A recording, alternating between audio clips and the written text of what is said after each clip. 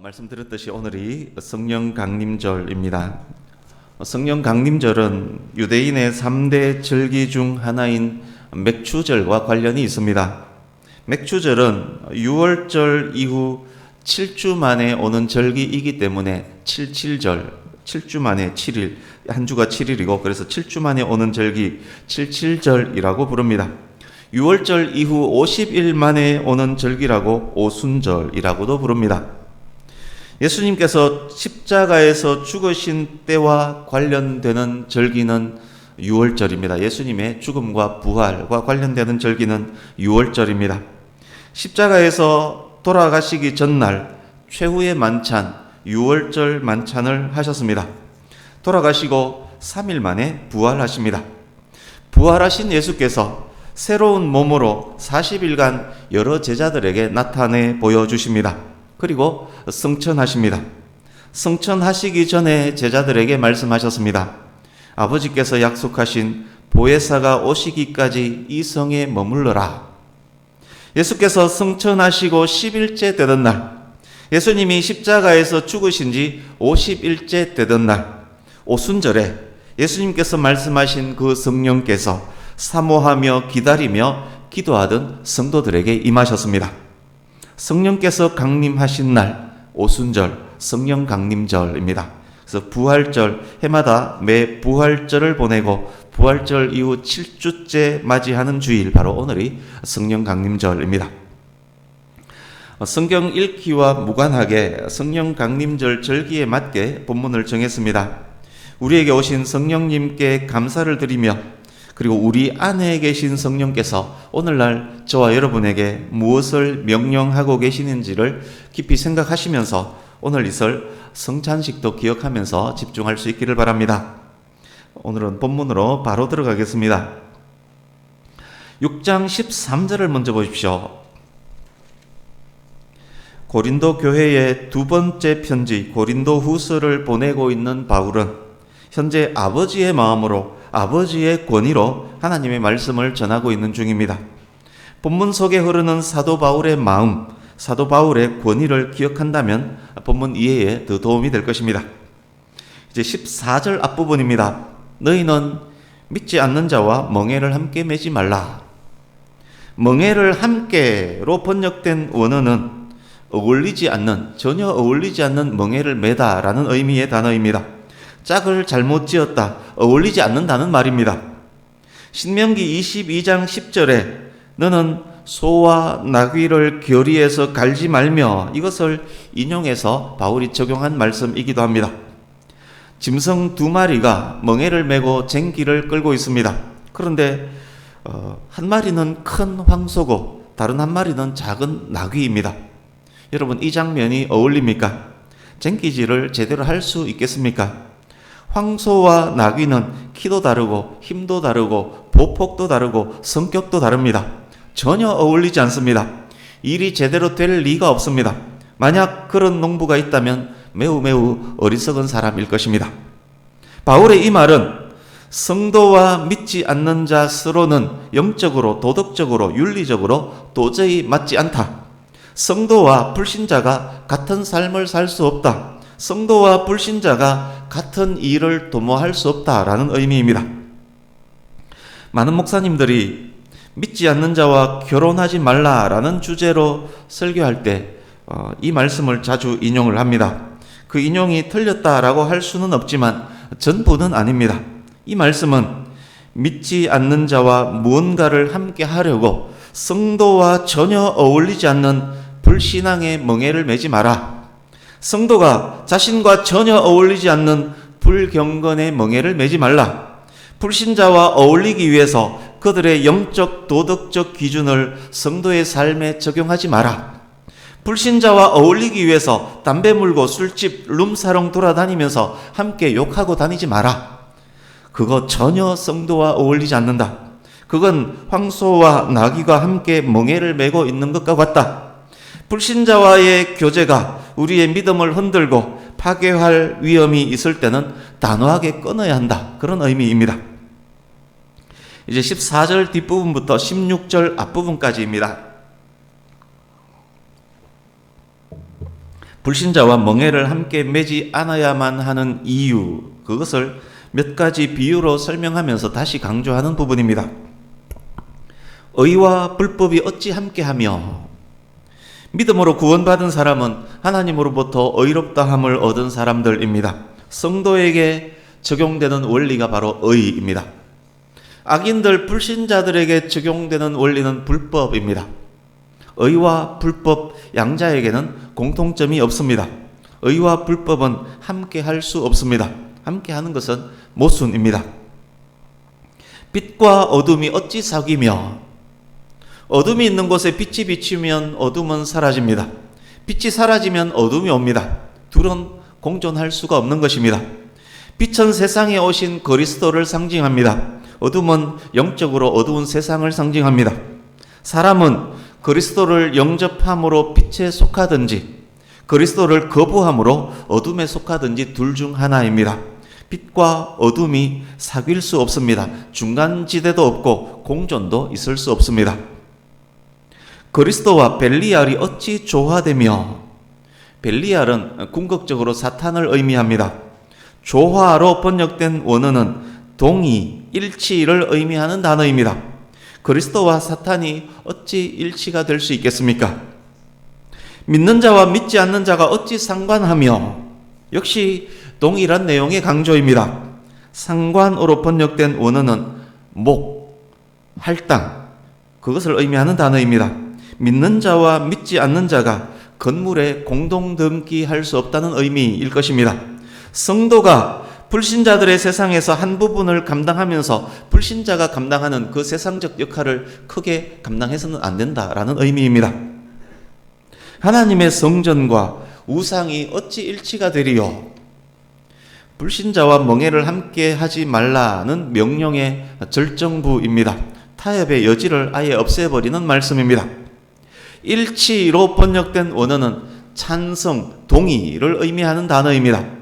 하나님과 우상이 같은 안건에 대해서 동일하게 찬성하고 동의하는 일이 있을 수 있겠습니까? 있을 수 없는 일입니다. 우리는 살아계신 하나님의 성전이라. 바울 사도가 고린도 교회 성도들에게 말합니다. 우리는 살아계신 하나님의 성전이다. 주보 오른쪽 하단에 있는 말씀 읽어보려고 합니다. 고린도전서 6장 19절 그리고 3장 16절을 이어서 같이 읽겠습니다. 시작. 너희 몸은 너희가 하나님께로부터 받은 바 너희 가운데 계신 성령의 전인 줄을 알지 못하느냐? 너희는 너희 자신의 것이 아니니라. 너희는 너희가 하나님의 성전인 것과 하나님의 성령이 너희 안에 계시는 것을 알지 못하느냐? 아멘. 6장 19절에서 너희 몸, 즉 성도 개개인의 몸이 성령께서 거하시는 성전이라고 말씀했습니다. 3장 16절에 너희는 복수형입니다. 그리스도인 공동체, 즉 교회는 예수 믿는 사람들의 모임을 의미합니다. 그리스도인 공동체, 즉 교회가 성령께서 거하시는 성전이라고 말씀합니다. 그래서 오늘 본문과 조금 전에 확인했던 이 두 말씀 속 성전, 여기서 성전으로 번역된 원어 나오스라는 단어는 성전 중에도 지성소를, 언약궤가 있는 지성소를 의미하는 단어입니다. 우리의 이 모임, 우리가 예배하는 이 모임, 예수 믿는 사람들의 모임, 즉 교회가 하나님께서 임재하시는 지성소입니다. 저와 여러분 개개인의 마음이 성령께서 임재하시는 지성소입니다. 성령님은 살아계신 하나님입니다. 성도 개개인의 몸이 살아계시는 하나님께서 임하시는 거처인데, 성도의 모임, 교회가 살아계시는 하나님께서 임하시는 거처인데 거기에 우상이 함께 있을 수가 있겠습니까? 성도가 우상을 겸하여 섬길 수가 있겠습니까? 살아계신 하나님의 성전인 성도와 교회가 어찌 생명 없는 이방 우상을 함께 섬길 수 있다는 말입니까? 그래서 그리스도인이 된다는 것은 우상과 완전히 결별했다는 의미입니다. 그리스도인은 불신자들이 섬기고 따르는 세상 풍조와 결별한 사람들이란 말씀입니다. 이제 16절 뒷부분부터 18절까지입니다. 우리 16절 뒷부분부터 18절 그 인용하는 부분 하셨느니라 앞부분까지 한 번 더 같이 읽어보겠습니다. 같이 읽습니다. 시작. 내가 그들 가운데 거하며 두루 행하여 나는 그들의 하나님이 되고 그들은 나의 백성이 되리라. 그러므로 너희는 그들 중에서 나와서 따로 있고 부정한 것을 만지지 말라. 내가 너희를 영접하여 너희에게 아버지가 되고 너희는 내게 자녀가 되리라. 전능하신 주의 말씀이니라. 아멘. 바울 사도가 14절에서 16절 앞부분까지 설교한 내용들의 정당성을 강화하기 위해서 구약의 말씀들을 인용한 부분입니다. 바울이 인용한 말씀은 여러 곳입니다. 여러분 성경 보시면 거기 인용한 부분 각주로 표시가 되어 있을 것입니다. 이 각주 외에도 더 많은 곳에서 사실상 인용이 되었습니다. 찾아서 확인하면서 간단히라도 설명하는 것이 맞지만 시간 관계상 오늘은 생략하겠습니다. 바울이 인용한 이 말씀들을 요약하면 이렇습니다. 하나님께서 성막과 성전이 지어지기 전에 이미 약속하셨다. 내가 내 백성 가운데 거하며 두루 행할 것이다. 나는 그들의 하나님이 되고 그들은 내 백성이 될 것이다. 내 백성들아, 너희는 세상에서 나오라. 내 백성들아, 부정한 것과 사귀지도 어울리지도 마라. 그리하면 내가 너희를 기뻐하며 환영할 것이다. 내가 너희들의 아버지가 될 것이고 너희들은 나의 자녀가 될 것이다. 나는 전능한 하나님이다. 인용된 이 말씀을 본문 편지를 받는 고린도 교회 성도들과 그리고 신약의 모든 성도들, 저와 여러분들에게 적용하면 이런 말씀입니다. 구약시대에는 하나님께서 스스로 성막과 성전에 임하셨다. 신약시대에는 하나님의 아들 예수를 믿고 구원받은 성도와 성도의 모임 가운데에 임하신다. 그곳이 바로 하나님의 지성소이다. 오순절 성령 강림 이래로 하나님께서는 성령을 통하여 구원받은 하나님의 백성들과 친밀한 방식으로 거하신다. 하나님의 백성들은 하나님의 영접을 받는 자들이다. 하나님의 백성들은 하나님께 속한 자들이다. 하나님의 백성들은 하나님의 자녀가 되어서 하나님과 친밀하게 교제하는 자들이다. 하나님과 친밀하게 교제함, 하나님께서 영접해 주시는 자, 이것이 성도됨의 가장 큰 복입니다. 이 복은 최종적으로 임하게 될 복의 모형이 됩니다. 그렇다면 최종적으로 임할 복은 어떤 것입니까? 본문 표시해 두시고 요한계시록 21장으로 가겠습니다. 성경 맨 뒤에서 한 장만 앞으로 넘기면 됩니다. 요한계시록 21장 1절에서 4절을 한 목소리로 같이 읽겠습니다. 요한계시록 21장 1절에서 4절, 지금까지 나눴던 말씀을 기억하시면서 적용하면서 읽겠습니다. 같이 읽습니다. 시작. 또 내가 새 하늘과 새 땅을 보니 처음 하늘과 처음 땅이 없어졌고 바다도 다시 있지 않더라. 또 내가 보매 거룩한 성 새 예루살렘이 하나님께로부터 하늘에서 내려오니 그 준비한 것이 신부가 남편을 위하여 단장한 것 같더라. 내가 들으니 보좌에서 큰 음성이 나서 이르되 보라, 하나님의 장막이 사람들과 함께 있음에 하나님이 그들과 함께 계시리니 그들은 하나님의 백성이 되고 하나님은 친히 그들과 함께 계셔서 모든 눈물을 그 눈에서 닦아주시니 다시는 사망이 없고 애통하는 것이나 곡하는 것이나 아픈 것이 다시 있지 아니하리니 처음 것들이 다 지나갔음이로라. 아멘. 그렇습니다. 성도와 교회 안에 거하시는 하나님은 구원받은 하나님의 백성들이 천국 성전에서 영원히 하나님과 함께 살게 될 것의 예표가 되는 것입니다. 이토록 귀한 복을 약속받은 성도들, 하나님의 백성들, 교회된 자의 삶이 세상과는 확연히 달라야 하지 않겠습니까? 당연하지 않습니까? 성도된 우리는 이 땅에서 어떤 삶을 살아야 하겠습니까? 성령께서 임하시는 지성소인 성도의 삶이 어떠해야 하겠습니까? 본문으로 가서 7장 1절 같이 읽겠습니다. 본문 7장 1절 같이 읽습니다. 시작. 그런즉 사랑하는 자들아, 이 약속을 가진 우리는 하나님을 두려워하는 가운데서 거룩함을 온전히 이루어 육과 영의 온갖 더러운 것에서 자신을 깨끗하게 하자. 아멘. 거룩한 삶으로의 요청입니다. 성전된 자의 삶을 권면하고 있습니다. 성도의 삶은 세상 사람들과는 달라야만 합니다. 성도의 삶은 세상과의 영적 유대를 끊어야 합니다. 성도의 삶은 거룩해야 합니다. 우리의 거룩함은 하나님을 경외하는 두려움으로 인함입니다. 하나님을 사랑하는 자이기에, 하나님께서 성전 삼고 거하는 자이기에 경외함으로, 두려움으로 하나님의 영광을 위한 삶을 살아야 하는 것입니다. 그 삶을 바라며 다짐하며 거룩함으로 참여하는 것이 또한 성찬식이기도 한 것입니다. 오늘 말씀의 제목을 우리는 살아계신 하나님의 성전이라, 오늘 본문 말씀 중에 그대로를 인용해서 제목으로 정했습니다. 성도와 교회가 하나님의 성전이다. 우리는 이 말씀을 자주 읽고 들었기 때문에 어떤 충격도 거리낌도 없이 받아들일 수 있습니다. 저와 여러분 모두가 하나님의 성전임에 조금도 의심이 없습니다. 그렇지만 이 말씀을 받고 있는 고린도 교회 성도 입장에서 한번 생각해 보십시오. 그들이 받았을 충격이 얼마나 컸겠습니까? 고린도 교회 안에 유대인이 있었다면 그의 충격은 얼마나 더 컸겠습니까?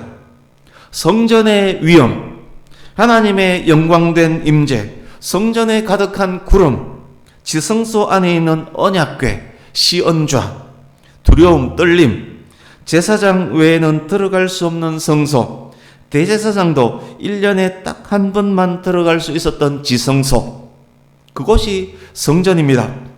두렵고 떨리는 장소, 거룩하고 거룩한 장소가 성전입니다. 그런데 바울 사도가 고린도 교회 성도들에게 너희가 바로 성전이다 라고 말하고 있습니다. 내가 성전이라고, 이토록 죄 많은 내가 거룩한 하나님의 성전이라고, 이토록 초라한 내가 전능하신 하나님의 성전이란 말인가? 두려운 말씀이구나. 이 말씀을 대하는 우리도 고린도 교회 성도의 마음과 같아야만 할 것입니다. 여러분, 이토록 죄 많고 부족하고 더러운 우리가 성전이랍니다. 우리 안에, 우리 몸 안에 영원하고 완전하시며 전능하신 창조주께서 임하신다 하십니다.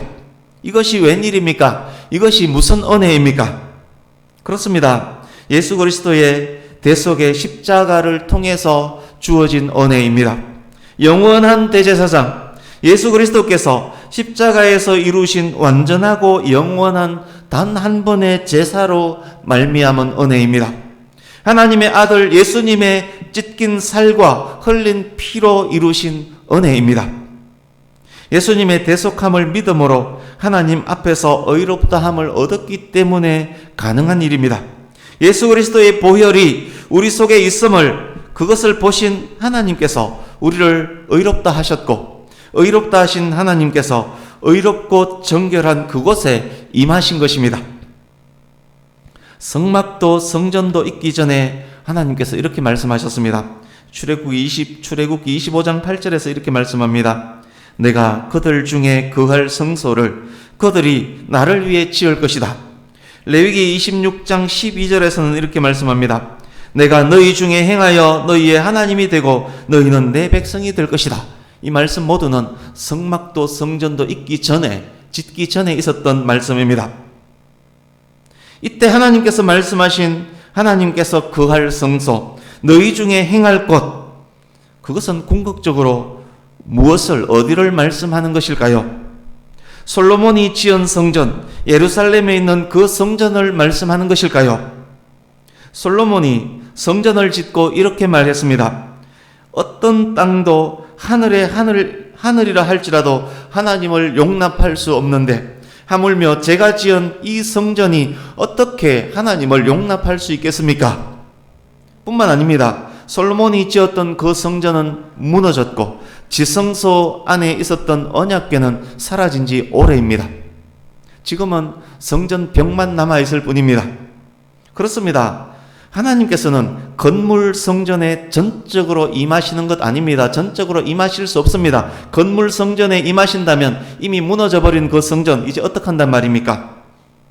하나님께서 임하실 성전은 신약시대 성도이며 신약시대 교회인 것입니다. 성도와 교회가 영원한 천국 성전의 모형인 것과 마찬가지로 구약의 성막과 성전은 신약의 교회와 성도들의 모형이었던 것입니다. 성도와 교회가 성전이 되고 각 성도가 제사장이 되어 그 안에 임하신 하나님과 교제하는 것입니다. 그것이 오늘 본문 말씀의 요지입니다. 성도가 복되고 복된 가장 큰 이유입니다. 오늘 본문과 관련해서 오해할 수 있는 것이 있어서 확인하겠습니다. 믿지 않는 자와 멍에를 함께 매지 말라. 그것은 의와 불법이 함께하는 것이고 빛과 어둠이 사귀는 것과 같으며 그리스도와 벨리알이 조화되고 믿는 자와 믿지 않는 자가 상관하는 것과 같으며 하나님의 성전과 우상이 일치가 되는 것과 같은 것이다. 너희는 믿지 않는 자와 멍에를 함께 매지 말라. 여러분, 그렇다면 성도들은 믿는 자와 아예 만나지도 말고 관계를 딱 끊어야 된다는 말입니까? 그렇지 않습니다. 성경 어디에도 세상과 완전 단절하라는 말씀은 없습니다. 만약 그렇다면 그리스도인 모두는 산으로 수도원으로 들어가야 할 것입니다. 바울 사도도 고린도전서에서 이렇게 말했습니다. 도무지 사귀지 말라는 말은 아니다. 만약 그런 말이라면 성도가 세상 밖으로 나가야 할 것이다. 그렇습니다. 구별과 언두는 다릅니다. 본문 말씀이 세상에서 완전 떠나라는 말 아닙니다. 세상 속에서 거룩하게 구별된 삶을 살라는 말씀입니다. 성도의 정체성을 지키면서 세상에 거룩한 영향을 끼치며 살라는 말씀입니다. 성도는 세상이라는 바다 위에 떠있는 배와 같습니다. 배에 물이 들어오면 배는 가라앉고 말 것입니다. 세상에서 성도가 구별되지 않으면 배에 바닷물이 새어 들어오는 것과 같습니다. 세상 속에 있지만 세상과 섞이지 않는 성도, 바다에 떠 있지만 바닷물이 뚫고 들어올 수 없는 배, 그 배가 구명줄을 던져 세상이란 바다 속에 허우적대는 사람을 구원하는 것입니다. 그것이 바로 세상과 구별된 거룩한 성도, 거룩한 교회인 것입니다. 말씀 두 곳을 결론으로 읽으면서 마치려고 합니다. 지금까지 나눴던 모든 말씀이 잘 정리되어 있을 것입니다. 의미를 깊이 새기면서 우리 같이 읽기를 바랍니다. 우리 베드로전서 2장으로 갑니다. 신약성경 378페이지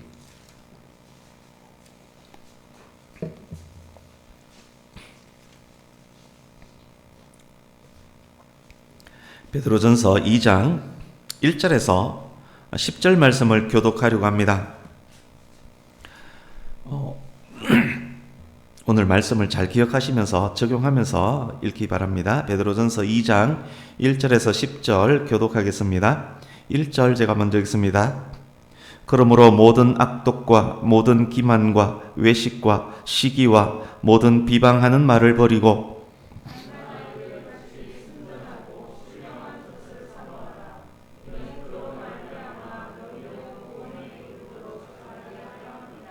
너희가 주의 인자하심을 맛보았으면 그리하라.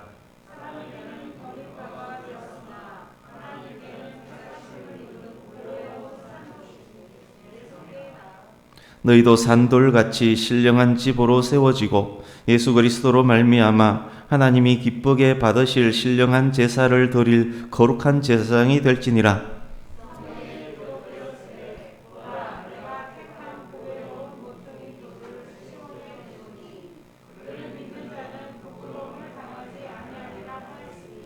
그러므로 믿는 너희에게는 보배이나 믿지 아니하는 자에게는 건축자들이 버린 그 돌이 모퉁이의 머릿돌이 되고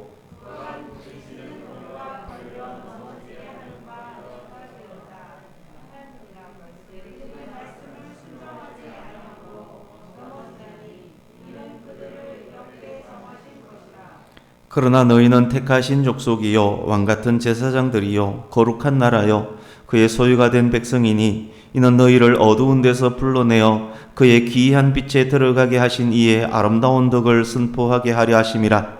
너희가 전에는 백성이 아니더니 이제는 하나님의 백성이요 전에는 긍휼을 얻지 못하였더니 이제는 긍휼을 얻은 자니라. 아멘.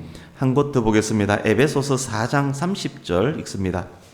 신약성경 315페이지 에베소서 4장 30절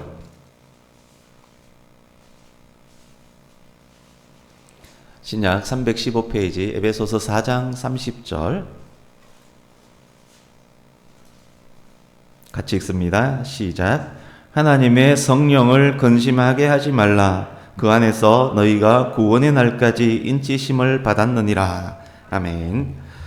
사랑하는 성도님 여러분, 우리는 방금 읽었던 말씀을 기억하시면서 들으시기 바랍니다. 우리는 예수님을 믿음으로 말미암아 하나님을 섬기는 제사장이 되었습니다. 어두운 데서 기이한 빛으로 들어갔습니다. 우리가 섬기는 성전은 우리 마음의 성전, 교회의 공동체 성전입니다. 이 예배당은 그 공동체가 모이기 위해서 있는 건물일 뿐입니다. 그 성전의 모퉁이 돌은 산돌이신, 살아있는 돌이신 예수 그리스도이십니다. 우리는 예수 그리스도 안에서, 성령님 안에서 더욱 신령한 하나님의 집으로 계속 만들어져 가는 것입니다.